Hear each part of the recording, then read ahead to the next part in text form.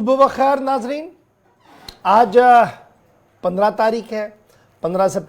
सितंबर है, सन 2022 है, जुमेरात है। उम्मीद है कि आप खैरियत से होंगे और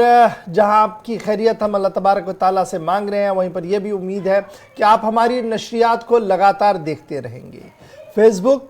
ट्विटर, इंस्टाग्राम और कू पर भी आप हमारे साथ ज्वाइन करेंगे, यानी वो ये राब्ते हैं जिन्हें हम अवामी राब्ता साइट्स कहते हैं। इस ज़रिए से आप और हम मज़ीद अपने राब्ते को मजबूत बेहतर बनाएंगे और हम तक आप अपनी आरा भी पहुँचाएँगे, अपनी बात भी रखेंगे, प्रोग्रामों के बारे में तनकीद भी करेंगे, क्योंकि तनकीद बराए तामीर एक मस्बत पहल होती है और हम इसका इंतज़ार करते रहते हैं कि आप हमारी कोताहियों को, हमारी गलतियों को न सिर्फ नज़रअंदाज करें बल्कि नज़रअंदाज करने के साथ साथ हम तक भी पहुंचाएं, बल्कि नज़रअंदाज ना करते हुए, बल्कि मैं अपनी अल्फाज को ज़रा दुरुस्त करूँ, आप नज़रअंदाज ना करें बिल्कुल भी, बल्कि उन्हें हमारी नोटिस में लाएं ताकि हम मज़ीद प्रोग्रामों को बेहतर करें। और जिस शफ़क़त और मोहब्बत के साथ पिछले साल से इस ट्रांसमिशन को आप देखते आ रहे हैं, सलाम JK के ट्रांसमिशन को, इससे मुझे और कहने में ये मज़ा आ रहा है कि जनाब ये आपकी मोहब्बतें थी, ये आपका प्यार था, ये आपकी शफ़क़त थी, ये आपका वो प्रोग्राम था जो आपने हम तक पहुंचाया और हमने सिर्फ उस खाके में रंग भरा के किस तरीके से उसको मज़ीद खूबसूरत बनाकर आपके सामने रखा जाए। तो मुझे ये उम्मीद है कि इस प्रोग्राम को मज़ीद बेहतर बनाने के लिए आप हर पल हमारा साथ देंगे। न सिर्फ सलाम JK को बल्कि गुलिस्तान न्यूज़ से नशर होने वाले हिंदी बुलेटिन हो, उर्दू बुलेटिन हो, कश्मीरी में बुलेटिन हो, पंजाबी में बुलेटिन हो, डोगरी में बुलेटिन हो, लद्दाख की ज़ुबानों में जो रीजनल बुलेटिन हम चलाते हैं मुख्तलिफ ज़ुबानों के अंदर, वहाँ पर भी आप अपनी गहरी नज़र रखिएगा, बताइएगा हमें कि और क्या कुछ करने की ज़रूरत है ताकि हर एक सेक्शन ऑफ सोसाइटी जो है उसे ये एतमाद हो कि ये मेरा चैनल है, ये मेरी आवाज़ है और मेरी तर्जुमानी ये चैनल कर रहा है। इसी उम्मीद के साथ प्रोग्राम का करते हैं आगाज़ और आप तय फॉर्मेट के हिसाब से 3 पड़ावों पर प्रोग्राम को ले चलेंगे। पहले और दूसरे पड़ाव पर खबर होगी, तीसरे पड़ाव पर 9:45 के आसपास जब हम पहुँचेंगे तो हमारी 2 फ़ोन लाइन्स ऑन हो जाएंगी, खुल जाएंगी ऑटोमेटिकली। आप कॉल करेंगे और आपकी आवाज को हम हुकूमत तक पहुंचाने की एक छोटी सी कोशिश करेंगे। अगर 100 मसाइल आप रखते हैं तो अंदाजा ये लगाइए कि 100 के 100 हल नहीं होते हैं, लेकिन कम से कम 30 से 40% मसाइल ऐसे हैं जिनका निपटारा होता है या हुकूमत की नोटिस में आते हैं और वह किसी न किसी तरीके से उनका हल करने की कोशिश करते हैं। तो ये पहल हम लगातार जारी रखेंगे इस उम्मीद के साथ कि 9:40 पर आप और हम दोबारा गुफ्तगू का आगाज करेंगे, यानी आप और हम बराह रास्त बात भी करेंगे। तय फॉर्मेट के हिसाब से सबसे पहले प्रोग्राम के आगाज में हम आपको तारीख से वाकिफ कराएंगे, क्योंकि आपको तारीख बिल्कुल याद होती है। आज 15 तारीख है, लेकिन माजी में 15 तारीख की एक लंबी फहरिस्त होती है। उनमें से चंद अहम वाक़यात आपके सामने रखने की इसलिए कोशिश करते हैं ताकि आपको याद रहे कि हमारी हिस्ट्री कितनी बेहतर है, क्या कुछ हुआ है और मुस्तकबिल में हम क्या कुछ कर सकते हैं। बताएंगे आपको history of the day Gauhar Kuchi. बहुत बहुत शुक्रिया इशफाक गौहर। तो प्रोग्राम की शुरुआत में हम बात करेंगे तारीख में आज के दिन के हवाले से, यानी कि मुल्की और आलमी सतह पर आज क्या कुछ हुआ है वो हम आपकी नज़र करते हैं। कुछ चंद और अहम वाक़यात हैं जो हम आपके साथ शेयर करना चाहेंगे। आज ही के दिन यानी कि 15 सितंबर साल 1931 में लीबिया की आज़ादी की जद्दोजहद के रहनुमा उमर मुख्तार को इटली ने फांसी की सज़ा दे दी। वो आज ही का दिन था और आज ही के दिन 15 सितंबर सन 1975 में लेबनान के दारुल हुकूमत बैरूत में ईसाइयों और मुसलमानों के माबैन खाना जंगी शुरू हो गई थी। वो आज ही का दिन था और आज ही के दिन 1910 में यानी कि 15 सितंबर 1910 में तुर्कों की तरफ से पहली सोशलिस्ट पार्टी के क़याम का दिन था। वो आज ही क़याम में लाई गई है। और आज ही के दिन साल 1916 में यानी कि 15 सितंबर 1916 में टैंक का पहली बार इस्तेमाल बरतानवी फौज ने फ्रांस के खिलाफ किया। जब पहली जंग अजीम चल रही थी तो उस दौरान बरतानवी फौज ने फ्रांस के खिलाफ टैंक का बाज़ाब्ता तौर पर इस्तेमाल किया है।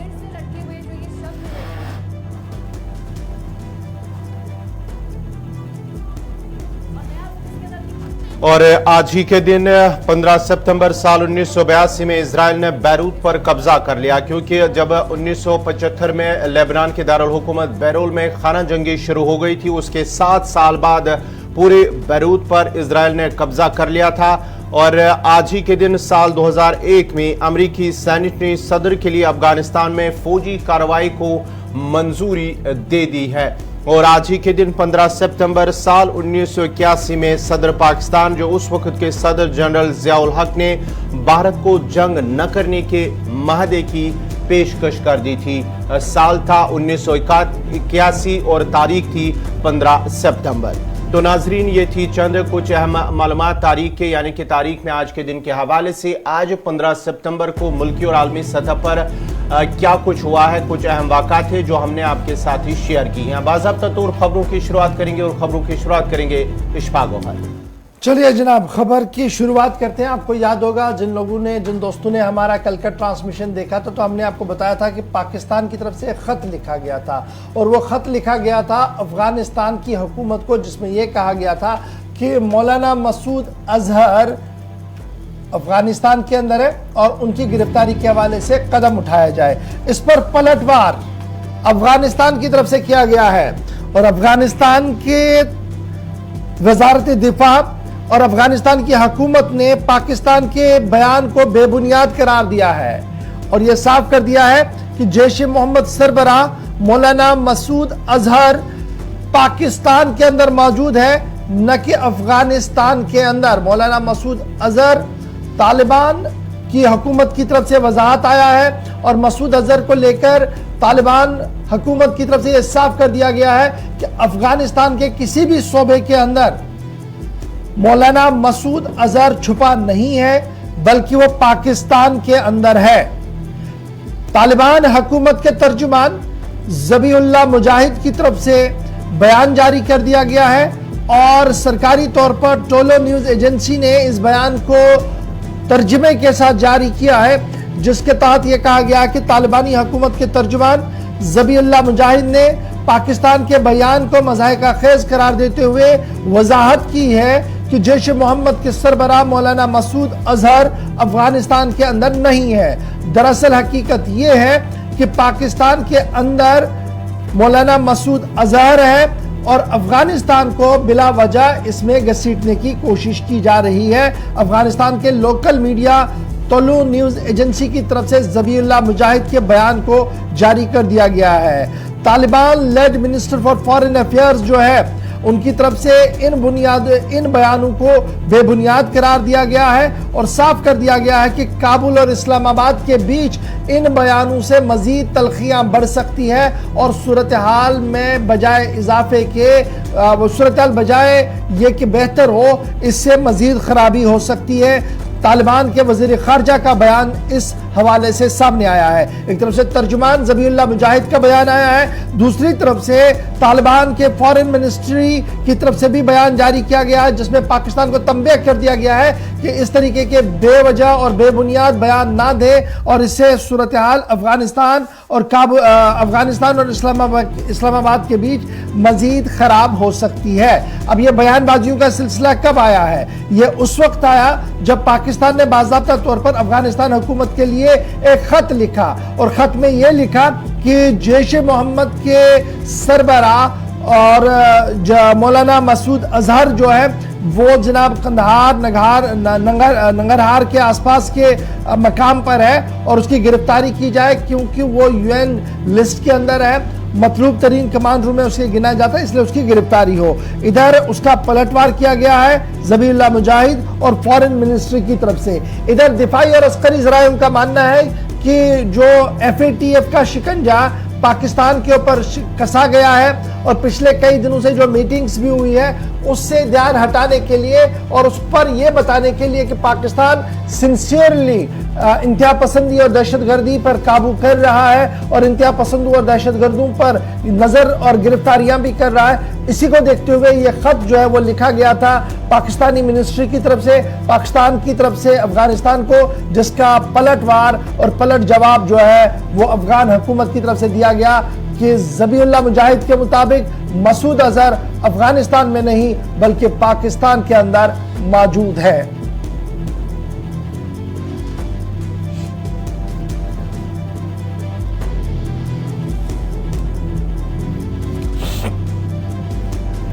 चलिए जनाब बढ़ते हैं जी आगे। अब आते हैं जनाब जम्मू कश्मीर की खबरों की और जम्मू कश्मीर की खबरों की ओर जब हम आएंगे तो सबसे पहले कल के वाकये को हम याद करेंगे। और कल का वाकया इसलिए भी याद करना क्योंकि 1 दर्जन के घरों के अंदर इस वक्त मातम पसरा होगा, क्योंकि कल एक खौफनाक सड़क का हादसा पेश आया और मैटाडोर गहरी खाई में गिरी। 12 से ज्यादा लोगों की पहले खबर आई कि मौत हुई, बाद में यह कहा गया कि 1 दर्जन के करीब लोगों की मौत हुई और दर्जनों अफराद जो है वो मजरूब हुए, जख्मी हुए। कुछ जख्मियों को जो है वो कल ही अस्पताल लाया गया, जहां पर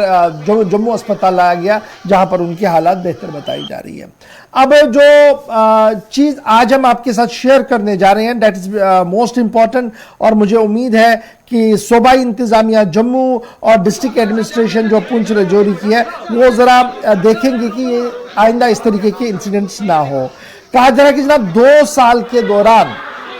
मंडी तहसील जहां पर कल भी एक्सीडेंट हुआ है उसके अंदर 46 एक्सीडेंट्स रिकॉर्ड किए गए हैं। ये जराया हमें बता रहे हैं, ऑफिशियल फिगर्स को मैं कोट नहीं कर रहा हूं, आई कोट ओनली दोज जो एनजीओज और लोग वहां पर काम कर रहे हैं उनका जो रिकॉर्ड कह रहा है दैट इज 46 इंसिडेंट्स रिकॉर्ड हुए हैं जी इस पूरे बेल्ट के अंदर। और उसके दौरान तकरीबन 22 लोगों की मौत 2 साल के दौरान हुई है सिर्फ एक्सीडेंट्स के लिए। और यही वजह है कि मिलिटेंसी से ज़्यादा खतरनाक अगर कोई चीज़ है तो वो एक्सीडेंट्स है, रोड एक्सीडेंट्स है, जहां पर सबसे ज़्यादा जानें जो है वो जा रही है। अब जहां इतने ज़्यादा एक्सीडेंट्स हो रहे हैं तो वजह क्या है? सरकारी ज़राइयों को जब आप खंगालते हैं, ऑफिशियल सोर्सेज से जब आप बात करते हैं तो पता लगता है कि सन 2021 के अंदर 32 एक्सीडेंट्स रिपोर्ट किए गए हैं जी। मंडी तहसील के अंदर छोटे बड़े एक्सीडेंट्स हुए हैं और ये जुरिस्डिक्शन जो है वो लोरन पुलिस स्टेशन का है। 14 एक्सीडेंट रिपोर्ट किए गए सन 2022 में और 22 सिविलियन की जान चली गई और 50 से ज़्यादा लोग जो है वो जख्मी हुए हैं। ये गैर सरकारी तौर पर हम आपके सामने जो है वो फिगर्स रख रहे हैं। अब ये सूरत हाल है जी, ऐसा क्यों हो रहा है? चूंकि जिले का ये जो हिस्सा है लोरन हो या ये जो कल जहां पर ये इंसिडेंट हुआ है तो यहां पर 2 बड़ी बातें सामने रखी जा रही है। एक ये माना जा रहा है कि जनाब सड़कें जो हैं वो सही नहीं है और पहाड़ी एरिया है, कहीं पर ऊपर बहुत जाना है तो कहीं पर बहुत नीचे आना है और पास में आपकी बहुत बड़ी खाई चल रही है, एक डीप जॉर्ज जैसे हैं और फिर पानी का बहाव भी है। यही वजह है कि जनाब अक्सर यहां पर एक्सीडेंट होते हैं और जब भी एक्सीडेंट होता है तो सूरत हाल जो है वो काफी खतरनाक हो जाती है। तो दूसरी बड़ी बात, एक तो सड़क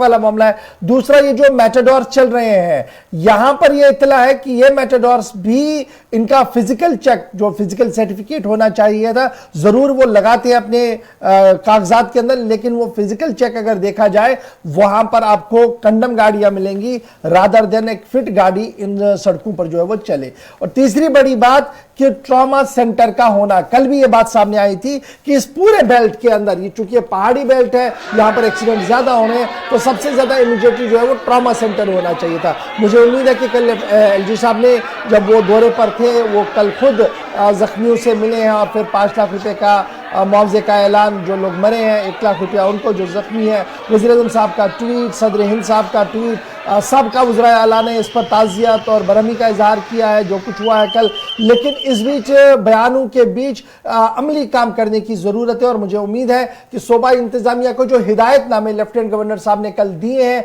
उनको लेटर एंड स्पिरिट अगर अडॉप्ट किया जाता है तो आने वाले दिनों में इस तरीके की क़यामत सुगरा जो है वो हमारे सामने नहीं होगी जो कल हमने देखी कि तकरीबन 1 दर्जन के घरों के चिराग बुझे, किसी का भाई मरा तो किसी का बेटा, किसी का खाविंद मरा तो किसी का बाप, और किसी न किसी तरीके से मातम जो था वो कल पूरे इलाके के अंदर देखने को मिल रहा था। बहरहाल उम्मीद ये करें कि सूरत हाल बेहतर हो। तो ये बड़ी इंपॉर्टेंट है कि 2 साल के दौरान 46 इंसिडेंट्स ऑफ एक्सीडेंट्स रिकॉर्ड और उस बीच 22 लोगों की अगर मौत होती है तो रोड सेफ्टी का जो नारा हमारे पास है और जिस तरीके से हम रोड सेफ्टी को बनाते हैं क्या वाकई तौर पर अमली ग्राउंड वो है, जमीन पर वो दिख रहा है? एक बड़ा सवाल है। मुझे उम्मीद है कि तनकीद बराए तनकीद नहीं बल्कि तनकीद बराए तामीर के तौर पर हमारी इस गुजारिशात को सरकार अपने पास रखेगी। बढ़ते हैं जी आगे। अब जरा एक और अहम मामले की ओर बात करते हैं। गुज़श्ता दिनों सेब इंडस्ट्री से वाबस्ता, एप्पल इंडस्ट्री से वाबस्ता ट्रांसपोर्टर अपनी तरीके से परेशान, ग्रोवर अपनी तरीके से परेशान, कमीशन एंड फॉरवर्डिंग एजेंट अपनी तरीके से परेशान, मंडी में बैठने वाले लोग अपनी तरीके से परेशान। क्योंकि श्रीनगर मंडियों के अंदर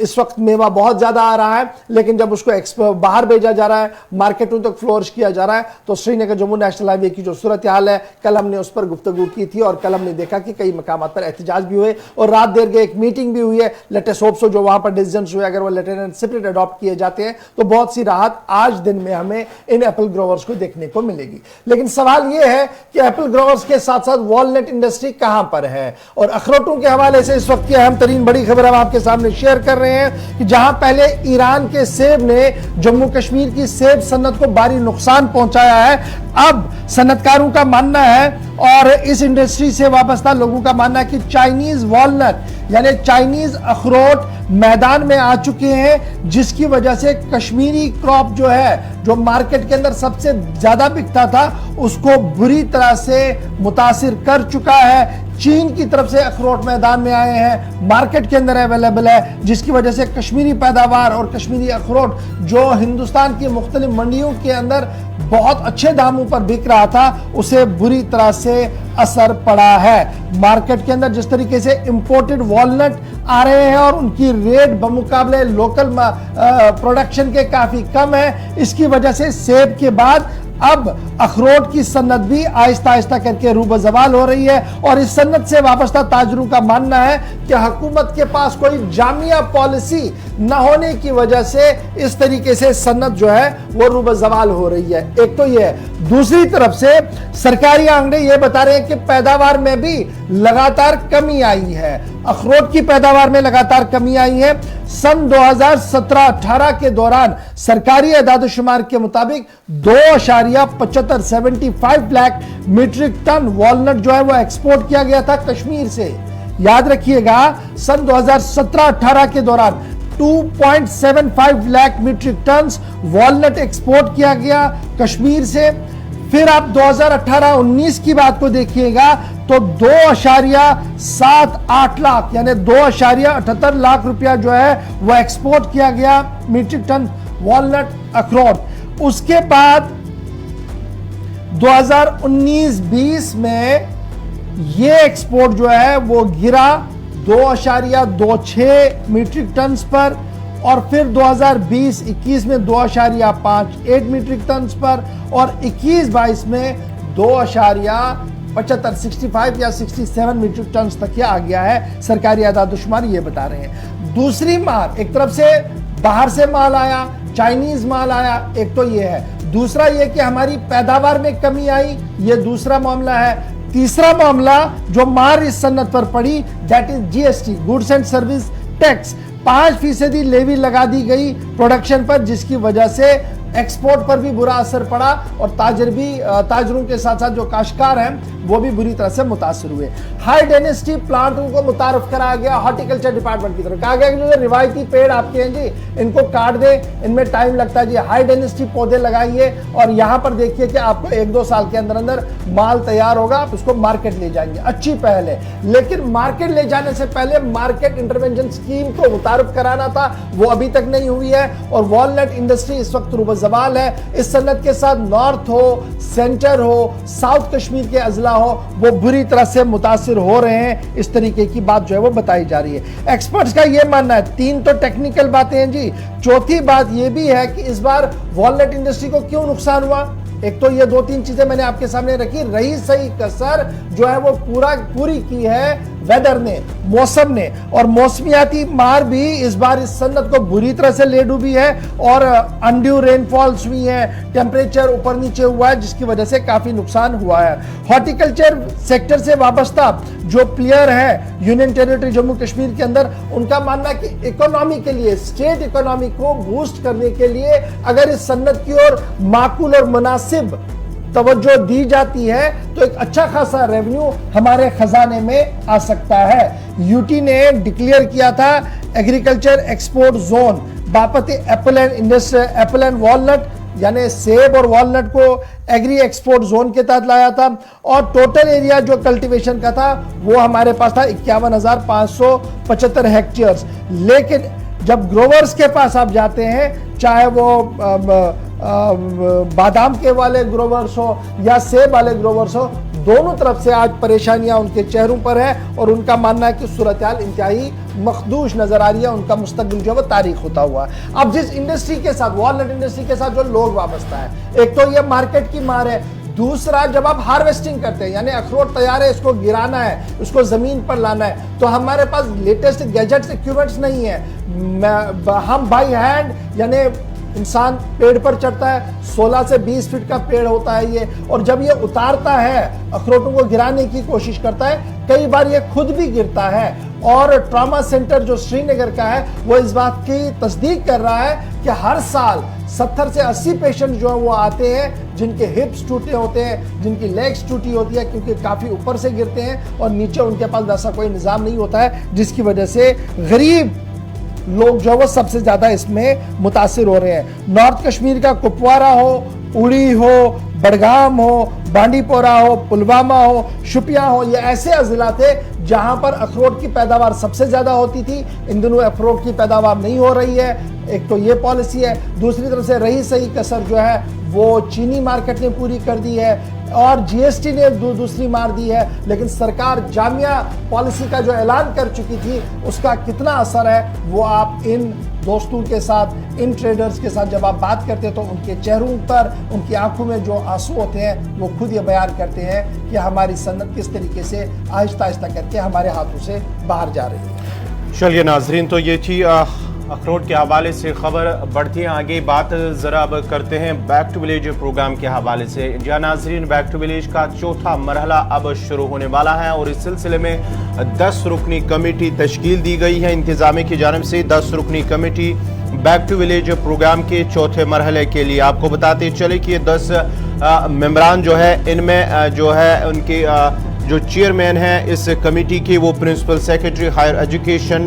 रोहित कंसल, उसे अपॉइंट किया गया, इसे मुकर्रर किया गया है कमेटी के चेयरमैन। और साथ ही साथ जो दीगर इसमें 10 मेंबरान हैं उनमें commissioner secretary department of rural development होंगे और साथ ही साथ divisional commissioner Jammu, divisional commissioner Kashmir, commissioner secretary revenue department, commissioner secretary social welfare department, commissioner secretary information technology department, secretary youth service and sports department, secretary general administrative department और secretary और development and monitoring department इसकी मेंबरान होंगे। यानी कि 10 मेंबरान पर मुश्तमिल ये team होगी और बाज़ाब्ता तौर पर अब बैक टू विलेज प्रोग्राम के लिए अब अगरचे इसमें जो डेट है वो फाइनल नहीं की गई है, लेकिन तैयारियां मुकम्मल हो चुकी है और अगले चंद दिनों के दौरान बाज़ाब्ता तौर पर ऐलान होगा कि जम्मू कश्मीर में कब से ये बैक टू विलेज का चौथा मरहला शुरू होगा। साल 2019 में बैक टू विलेज जो है वो इसकी शुरुआत हुई थी, पहला मरहला शुरू हुआ और जो अब चौथा मरहला शुरू होगा इसमें यही कहा जा रहा है कि लोगों को जानकारी दी जाएगी। जो मुख्तलिफ सरकार की जो अंदर जो इंतज़ामिया, जम्मू कश्मीर इंतज़ामिया के साथ साथ मरकज़ी सरकार की जानिब से मुख्तलिफ महकमों के अंदर जो भी स्कीमें हैं जिससे अवाम को फ़ायदा पहुँचना है, उन स्कीमों के बारे में लोगों को जानकारी फराहम की जाएगी, जिनमें से digital JK, online services, formation of youth club, generation of employment, गाँव के अंदर किस तरह से रोजगार पैदा करना है, इस हवाले से आम लोगों को जानकारी फराहम की जाएगी। ये जिम्मेदारी इन अफसरान को दी गई है और बाज़ाब्ता तौर पर इसकी शुरुआत बहुत जल्द होगी। लेकिन अगर हम बैक टू विलेज जो 3 मरहले हुए हैं उस दौरान कई इलाके ऐसे हैं जहां पर आज भी लोग शिकायत करते हैं कि बैक टू विलेज प्रोग्राम के दौरान जो उन्होंने मामले या मसले उठाए थे, हुक्काम के सामने रखे थे, आज तक वो हल नहीं हुए हैं। लेकिन कई इलाके ऐसे हैं जहां पर काम हुए हैं, जहां पर लोग मुतमईन नजर आ रहे हैं, लेकिन कई इलाके ऐसे हैं जहां पर अभी भी लोग मुतमईन नजर नहीं आ रहे। उनका मानना है कि हमने back to village 1, back to village 2, back to village 3 programme में जो भी काम उनकी नजर में लाए, उनकी नोटिस में लाए, वो अभी तक पूरे नहीं हुए हैं।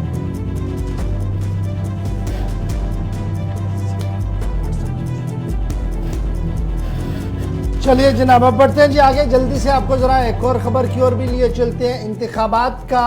अभी बिगुल बजना बाकी है, लेकिन इंतखाबी तैयारियों में इलेक्शन कमीशन ऑफ इंडिया का दफ्तर दिल्ली के अंदर और इलेक्शन कमीशन ऑफिस जो जम्मू कश्मीर के अंदर है वो लगातार जुड़ चुका है और हर दिन कोई ना कोई अहम और बड़ी खबर वहां से सामने आ रही है। फिलहाल एक और इत्तला और एक और बड़ी खबर जो सामने आ रही है कि इलेक्शन कमीशन ऑफ इंडिया ने स्पेशल रिवीजन